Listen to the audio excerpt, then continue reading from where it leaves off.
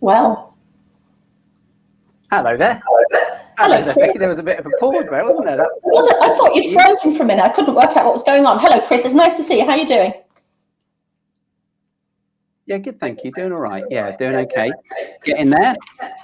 Half term this week. Yes. Yes, that's quite exciting. I have lost track slightly, but yes, half term, Valentine's Day, all those things coming up. Pancake Day. Pancake Day was a couple of days ago, wasn't it? Yeah. It's a busy time. Lemon and sugar, I imagine, Becky. Oh, obviously, nothing else. Nothing else will do. My children like chocolate spread on theirs. I don't know about other people.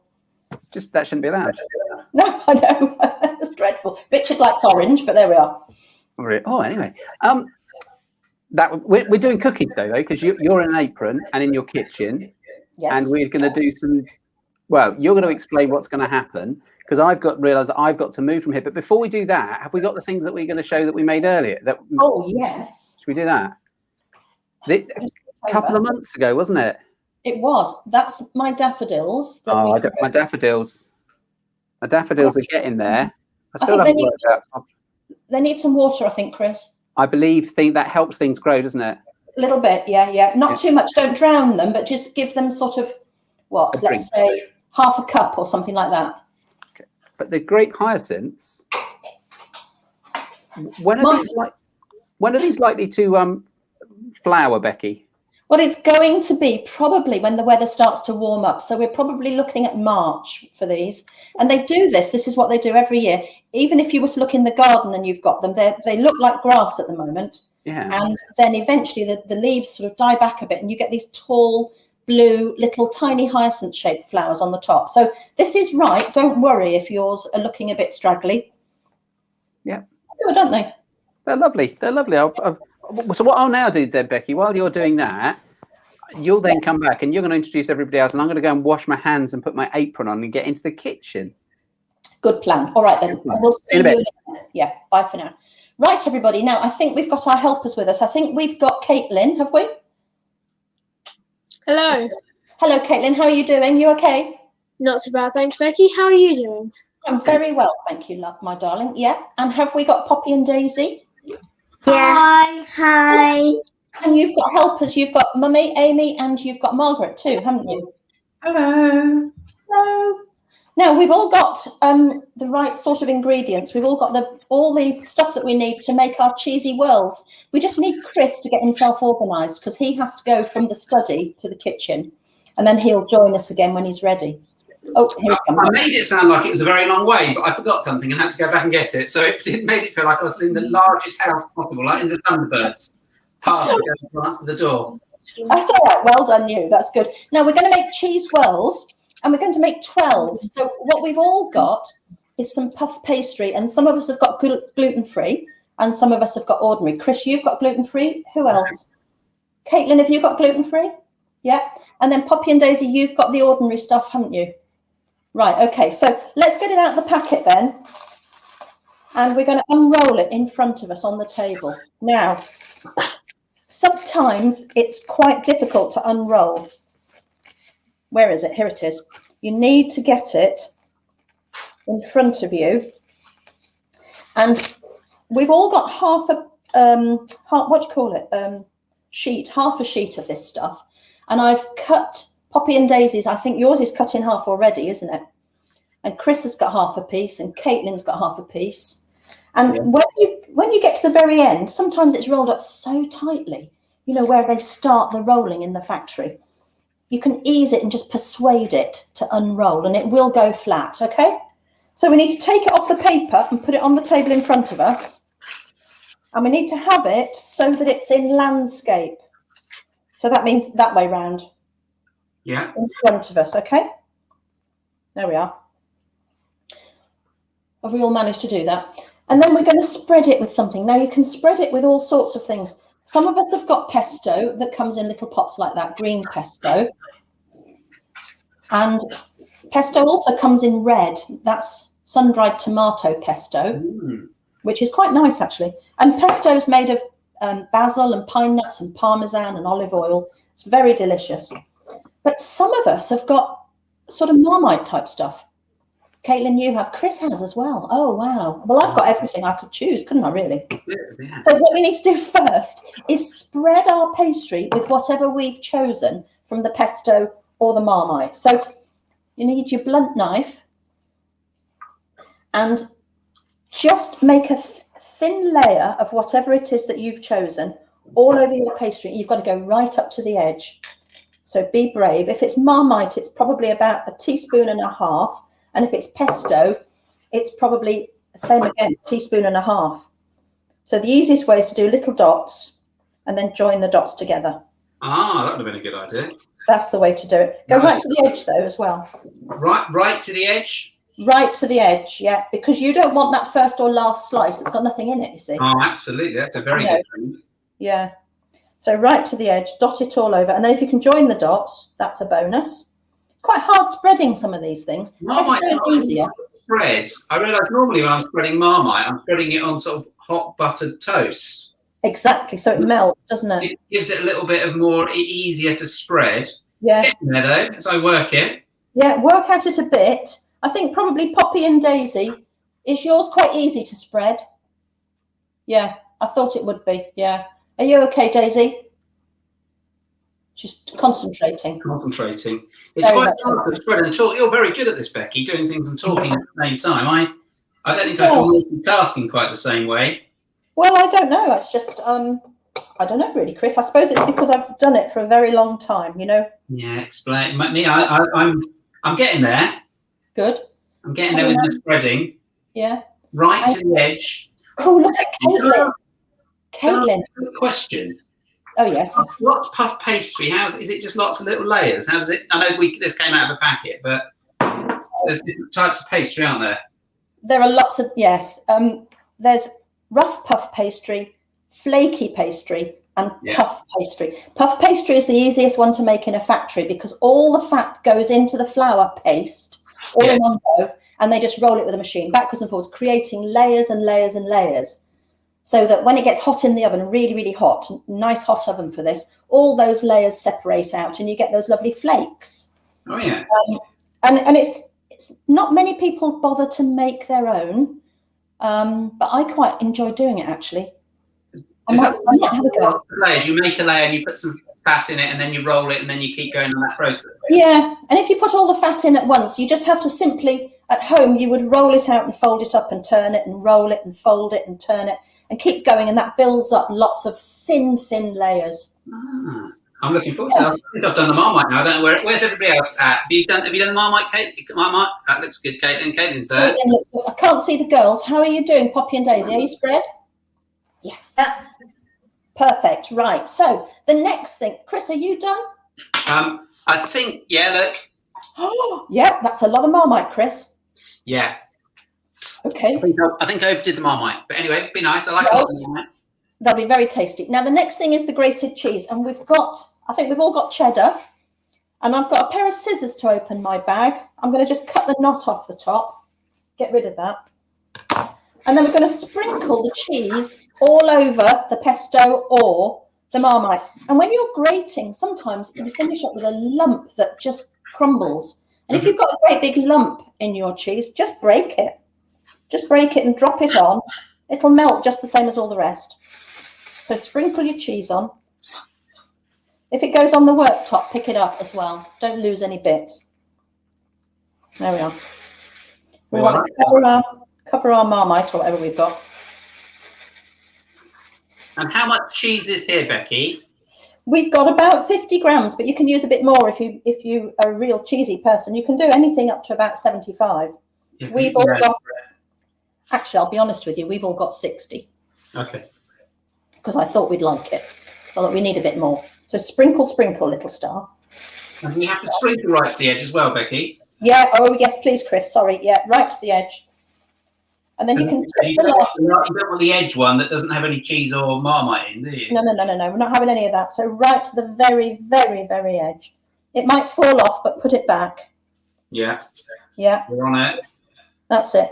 And you can use other cheeses. You could use red Leicester because of the colour. And that's quite nice, but it hasn't got the flavour. You know, cheddar has got that really good cheesy flavour. There we are. I've got mine sprinkled. How are we doing? Caitlin, you can always tip the bag up and tip it on if you want to, and then spread it when you've got that pile right in the middle. There you go, Becky. There's mine. Can you see that now? Whoa, yeah, that's very good. That's very good. Very pleased with that. I should think you are. I actually took a little bit of Marmite off after you said I had a lot of Marmite. I just spread a little bit off because I think I was worried it might be too Marmitey. Well, the thing about Marmite is it's quite salty, isn't it? It is. And when you cook it, that can actually burn a little bit, so you get a rather sort of you don't always get the best flavour if it's overdone. That's it, Caitlin. Now you know the bits that have gone off around the edges, Caitlin. That's it. Pick them up, stick them on the top. How are Poppy and Daisy doing? Oh yeah, here we are. Look, great. Oh, that's lovely. That's fantastic. Oh, look at that. Brilliant. Okay. All right. Now the next thing is, has everybody got some water? Because we're going to roll this up and we've got to seal it. So we need a little bit of water. I've got a tiny little mixing bowl. Oh, Chris has gone. You can do it with an egg cup, or you can do it with just a glass. That's okay. Yeah, Rev mug. That's good. And then, Poppy and Daisy, have you got more water? Now, lots of recipes say use a pastry brush. You must use a pastry brush. You really don't have to. You've got fingers. So dip your finger in the water, and the edge that's the furthest away from you. So for me, it's this one up here. Right, this is near me. This is far away. It's the far away edge, wet all the way along the edge. And if the cheese is in the way, push it away with your wet finger so that you can wet the pastry all the way along. Whoops, don't spill it.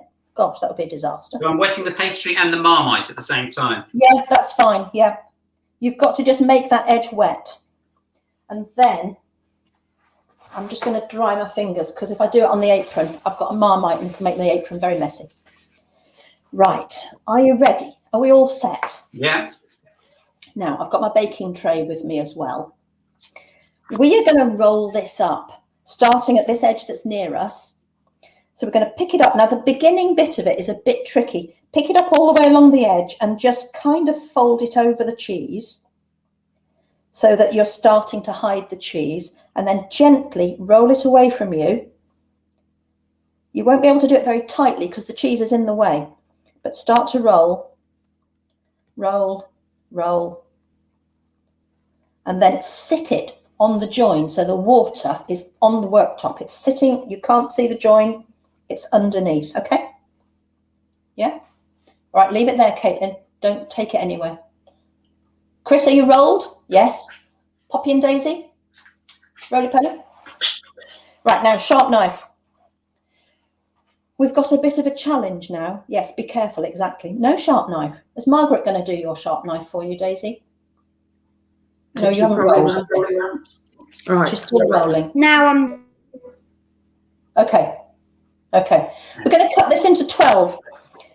Now, maths is not my best thing, I promise you. So I think what we'll do is we'll mark it to begin with to make sure that we're going to get 12. So if we take our sharp knife and just mark the middle, and I've just made a little line, that's it. Mm-hmm. Just mark the middle. And so we know we've got to get 6 out of that side and 6 out of the other side. So here we go. Between your middly mark and the end, make another mark. Yeah. And we're then doing it into quarters now, Becky. We are doing it into quarters. We're going from the middle to the edge, and we're marking halfway there as well. So now we've got 3 marks, but 4 sections. So yes, they are quarters. Brilliant. Yeah. So has anybody got any ideas? Caitlin, what are we going to do next so that in the end we finish up with 12? In each of the quarters, would you put another 2 marks, because then you divide it into 3? Yes, that's it. Thank you. So in each of the sections, make 2 more marks. 1, 2. And that means I've got 3 pieces in that section. And then in the next section, 2 marks. And then the third section, 2 marks. And in the fourth section, another 2 marks. Oh, brilliant. Now that tells us where to cut. So we should have 1, 2, 3, 4, 5, 6, 7, 8, 9, 10, 11. we will have 12 little biscuity things, right? And if you're studying or busy or needing a snack, these are much better to eat than a biscuit, you know. These are great. So we're going to cut these now. Where your mark is, you have to hold it because it will want to sort of squash a bit. Hold on to it and use your sharp knife and just cut down and then put the knife under it and lift it onto the baking tray.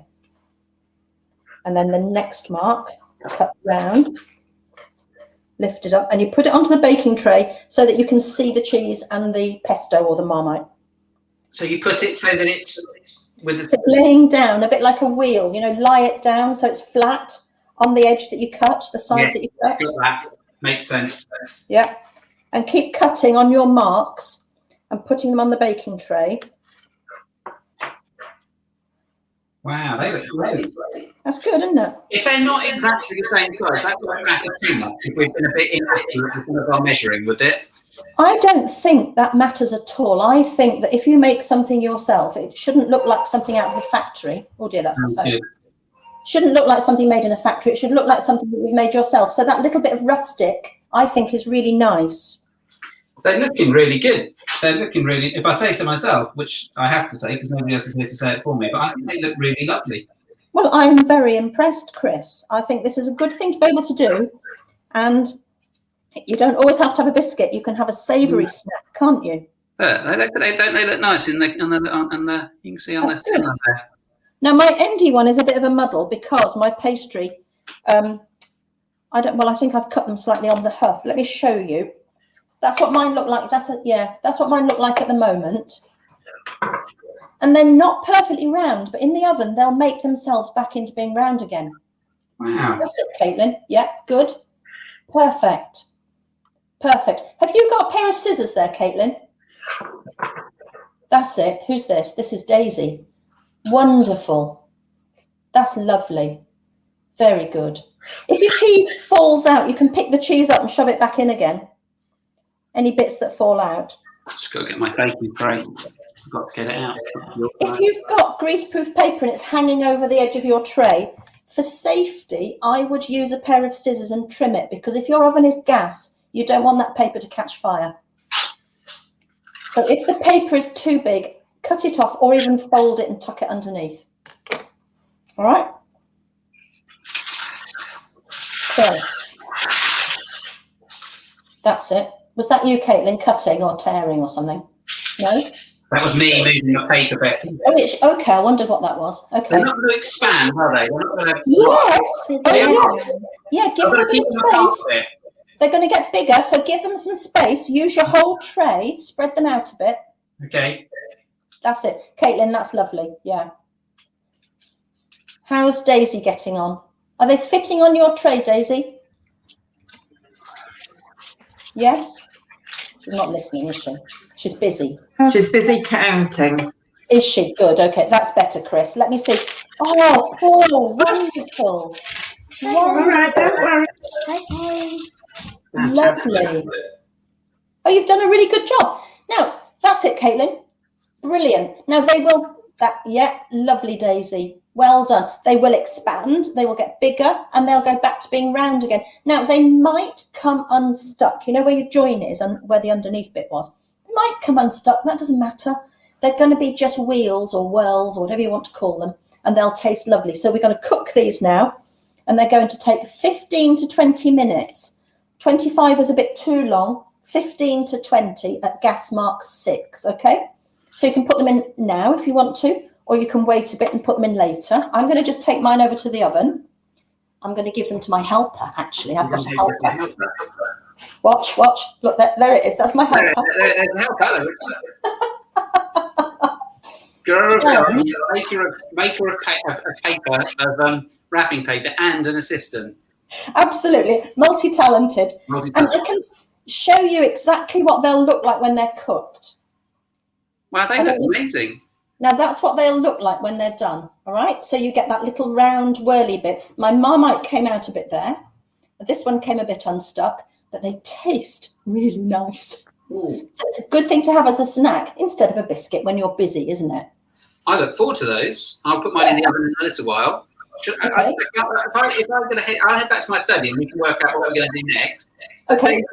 Poppy and Caitlin. Let's have a look at yours, Caitlin. They look amazing from there. It's very neat. Much neater. I can see Daisy's and Poppy's as well. I don't moving nearer the camera. I don't know why that works, but anyway, they look amazing, don't they? They're fabulous, Becky. They look so good. It's good, isn't it? It's good fun. Good fun. When we've done them, we can take pictures and we can put them on, can't we? We can put them on. Yeah.